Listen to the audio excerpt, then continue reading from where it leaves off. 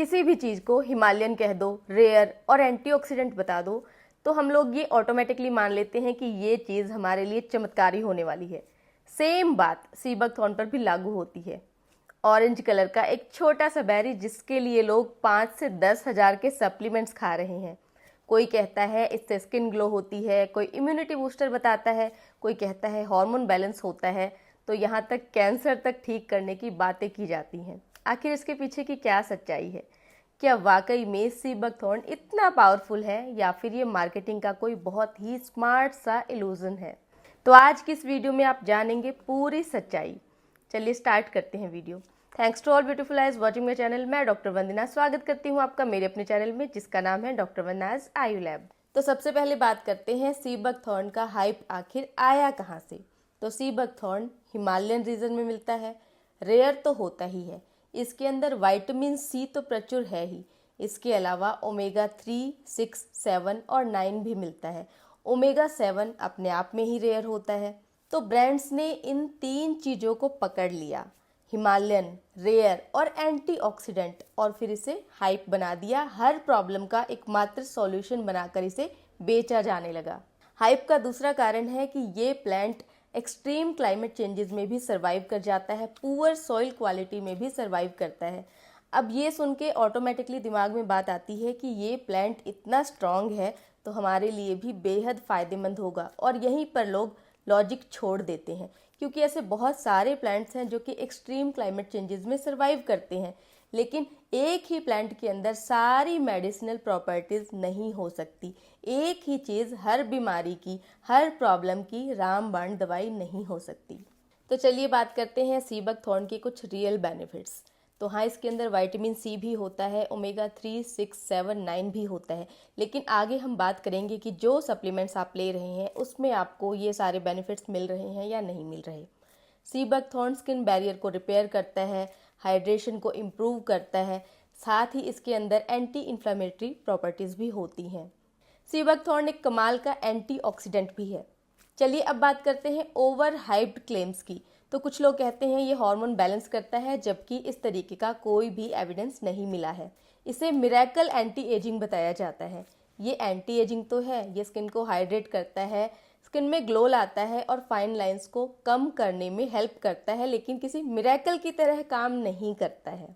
इसको आयुर्वेद में संजीवनी बूटी से कंपेयर किया जा रहा है, लेकिन बहुत ढूंढने के बाद भी मुझे आयुर्वेद की किताबों में इसका कोई भी रेफरेंस नहीं मिला है। सी बकथॉर्न वाकई हेल्दी है या फिर सिर्फ दिखावा है? जो सप्लीमेंट्स आप ले रहे हैं उसमें वाकई कितना विटामिन सी, कितना ओमेगा है, और कौन से प्रिजर्वेटिव्स हैं जो कि आपकी हेल्थ के साथ भारी खिलवाड़ कर सकते हैं? चलिए जानते हैं। सबसे पहले बात करेंगे जूस की।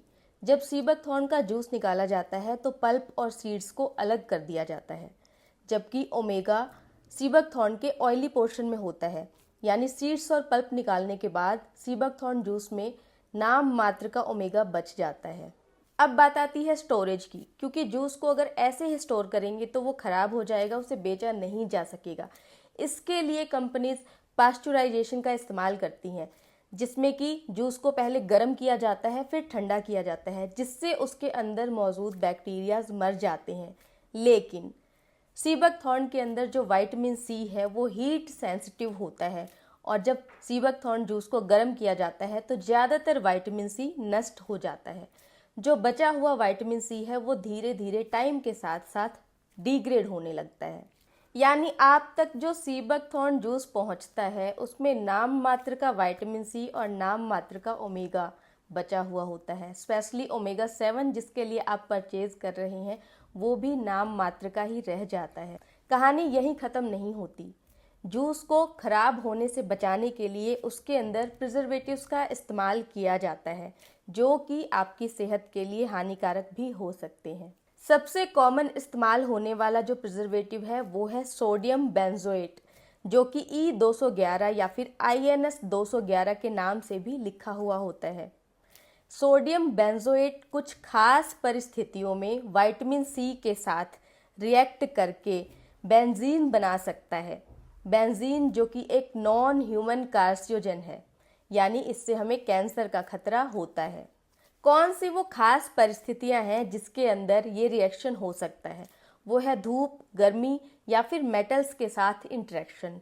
हालांकि इसके चांसेस बहुत ही कम हैं, फिर भी हैं। लास्ट में यही कहूँगी कि जो जूस है वो सिर्फ टेस्ट के लिए अच्छा है, लेकिन इससे आपको प्रॉपर न्यूट्रिएंट्स नहीं मिलेंगे। अब बात करते हैं पल्प की। तो जो हाई क्वालिटी पल्प्स होते हैं, ज़्यादातर उनको इमीडिएटली फ्रीज कर दिया जाता है, जिससे उनके अंदर जो विटामिन सी और ओमेगा होते हैं वो प्रिजर्व हो जाते हैं। इससे आपको मैक्सिमम न्यूट्रिएंट मिलते हैं।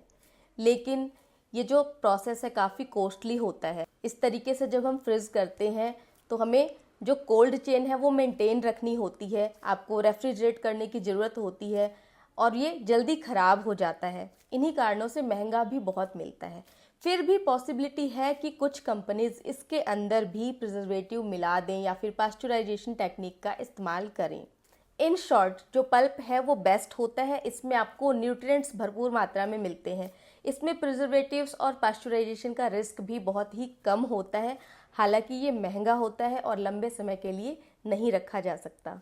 अब बात करते हैं सीबकथॉर्न पाउडर की। तो पाउडर बनाने के लिए बेरीज को सुखाया जाता है, जिसके लिए अलग अलग मेथड्स का इस्तेमाल किया जाता है, जैसे कि हॉट एयर ड्राइंग यानी उसे गर्म हवा से सुखाते हैं या फिर धूप में सुखाते हैं। इन दोनों ही प्रोसेस में सीबकथॉर्न पाउडर बहुत जल्दी रेडी हो जाता है। लेकिन जैसा कि आप जानते हैं विटामिन सी हीट सेंसिटिव होता है, इसीलिए इन दोनों ही प्रोसेस में विटामिन सी काफ़ी ज़्यादा लॉस हो जाता है, साथ ही ओमेगा भी कुछ हद तक लॉस हो जाता है। तीसरे मेथड की बात करें तो फ्रिज ड्राइंग, यानी जो बेरीज हैं उनको पहले एकदम से फ्रिज कर दिया जाता है, जमा दिया जाता है, उसके बाद लो प्रेशर पर उन्हें ग्राइंड किया जाता है, जिससे उनके अंदर का वाटर कंटेंट तो निकल जाता है, लेकिन जो न्यूट्रिएंट्स हैं वो प्रिजर्व रहते हैं। इस तरीके से जो पाउडर बनाया जाता है ये बेस्ट होता है, लेकिन ये काफ़ी महंगा होता है और ईजिली अवेलेबल भी नहीं होता। चौथे मेथड की बात करेंगे तो छाया में सुखाना। हर किसी के दिमाग में आता है छाया में सुखा लो, विटामिन सी भी प्रिजर्व हो जाएगा, लेकिन इसमें टाइम बहुत ज़्यादा लगता है और जब कंपनीज उसको कमर्शियली बेच रही हैं तो छाया में सुखाना मतलब बहुत लंबे टाइम में प्रोडक्शन करना, तो इस प्रोसेस में भी कुछ न्यूट्रिएंट लॉस तो होता ही है। साथ ही ये प्रोसेस लंबा होने से इस तरीके से जो पाउडर आपको मिलेगा वो वैसे ही काफ़ी महंगा मिलेगा। अब बात करते हैं सीबकथॉर्न ऑयल की। तो मोस्टली जो ऑयल आते हैं वो कोल्ड प्रेस्ड होते हैं। कोल्ड प्रेस्ड ऑयल के अंदर ओमेगा तो अच्छे से सर्वाइव कर लेता है, लेकिन विटामिन सी आपको इसमें हाई नहीं मिलेगा। तो अगर आप सिर्फ ओमेगा कंटेंट के लिए परचेज कर रहे हैं तो ऑयल आपके लिए बहुत ही अच्छा ऑप्शन रहेगा। ऑयल को लोग स्किन पर लगाने के लिए भी इस्तेमाल करते हैं, तो ये आपके स्किन में हाइड्रेशन देगा, ग्लो लाएगा, लेकिन कुछ लोग कहते हैं पिगमेंटेशन ठीक करता है या फिर वाइटनिंग लाता है। ये दावे सच नहीं है। मैंने बहुत सारे ऑनलाइन रिव्यूज़ भी पढ़े हैं, जो मुझे पॉजिटिव रिव्यूज़ मिले हैं वो सिर्फ हाइड्रेशन के बारे में है, ग्लो के बारे में है। अगर आपने भी यूज़ किया है, आपका भी कोई पॉजिटिव या नेगेटिव फीडबैक है सीबकथॉर्न ऑयल को, पाउडर को, जूस को, किसी भी चीज़ को लेकर, तो प्लीज़ कमेंट बॉक्स में ज़रूर शेयर करें।